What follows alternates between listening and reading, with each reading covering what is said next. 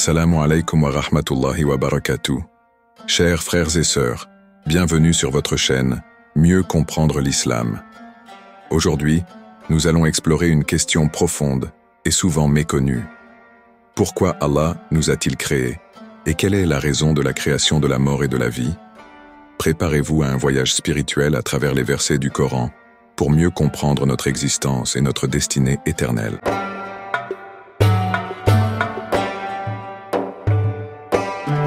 Peu de gens le savent, mais la raison pour laquelle notre Seigneur nous a créés est différente de celle pour laquelle il a créé la mort et la vie. Et l'explication est assez simple. En réalité, nous avons tous été créés pour vivre éternellement, tandis que la mort et la vie concernent une infime période de notre existence réelle. Je m'explique. Allah nous a créés, nous et les djinns, uniquement pour l'adorer dans le sens de l'unifier, c'est-à-dire ne jamais l'associer à quiconque ou à quoi que ce soit. Sourate At-Tariyat, verset 56. Wa ma khalaqtul jinna wal insa illa liya'budun. Je n'ai créé les djinns et les hommes que pour qu'ils m'adorent. Pour quelle durée? Pour combien de temps? Eh bien, pour l'éternité. Que notre demeure finale soit l'enfer ou le paradis, l'unification d'Allah, le tawhid, n'a pas de fin. En revanche, la raison pour laquelle notre Seigneur a créé la mort puis la vie est qu'Allah souhaite nous éprouver et savoir qui d'entre nous sont les meilleurs en œuvre. Sourate Al-Mulk. Ladhi khalaqa al-mauta wal hayawata liyabluwakum ayyukum ahsanu amala. Celui qui a créé la mort et la vie afin de vous éprouver et de savoir qui de vous est le meilleur en œuvre, et c'est lui le puissant, le pardonneur.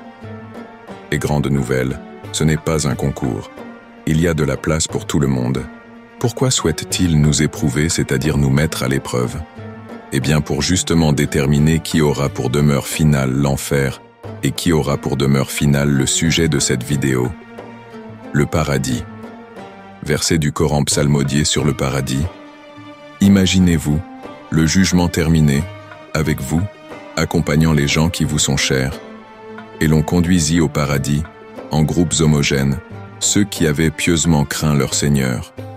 Lorsqu'ils y arrivèrent, et que ces portes s'ouvrirent, ces gardiens leur dirent « Paix et salut à vous ainsi que béatitude, entrez-y donc pour l'éternité. » Sourate 39, verset 73. Allah introduit ceux qui ont cru et fait les bonnes œuvres dans des jardins sous lesquels coulent les rivières. Ils y sont parés avec des bracelets d'or et des perles, et leurs vêtements sont de soie. Sourate 22, verset 23. Qui y entrera? Avec qui et par où? Eh bien, Allah nous informe. Les jardins d'Éden où ils entreront ainsi que tous ceux de leurs ascendants, conjoints et descendants qui ont été de bons croyants. De chaque porte, les anges entreront auprès d'eux. Paix sur vous, pour ce que vous avez enduré avec patience, comme est bonne votre demeure finale. Sourate Ar-Ra'd 23-24. Subhanallah, même en voulant l'imaginer ou l'illustrer, personne ne peut savoir le bonheur et les plaisirs infinis qu'Allah a réservés pour les pieux. Allah nous informe, « J'ai préparé pour mes serviteurs ce que nul œil n'a jamais vu, nulle oreille n'a jamais entendu, et nul entendement humain n'a jamais pu imaginer. » Coran 32-17. Nulle âme ne sait ce qu'on a réservé comme réjouissance pour eux, en récompense de leurs œuvres. Coran 32-17. Et à tout bien réfléchir, rien qu'une seule récompense nous suffirait pour être heureux pour l'éternité. Laquelle est-elle? Eh bien, Allah nous informe, ceux qui croient et font de bonnes œuvres auront pour résidence les jardins de Firdaus, où ils demeureront éternellement, sans désirer aucun changement. Coran 18, 107, 108. Méditez un instant sur cette parole. Ne désirez aucun changement, ne vouloir que rien ne change. Autrement dit, être pleinement satisfait de sa situation sans aucune ombre au tableau. Ici-bas, nous cherchons constamment le changement. Les gens veulent des vacances. En vacances, ils veulent rentrer. Les célibataires veulent se marier pour ensuite vouloir divorcer. Les gens sont dans l'excès à en devenir malades. Le malade veut guérir. Le guéri veut profiter de sa vie, etc. Toutes nos tristesses et nos peines sont en réalité, quand on y réfléchit bien, des envies de changement.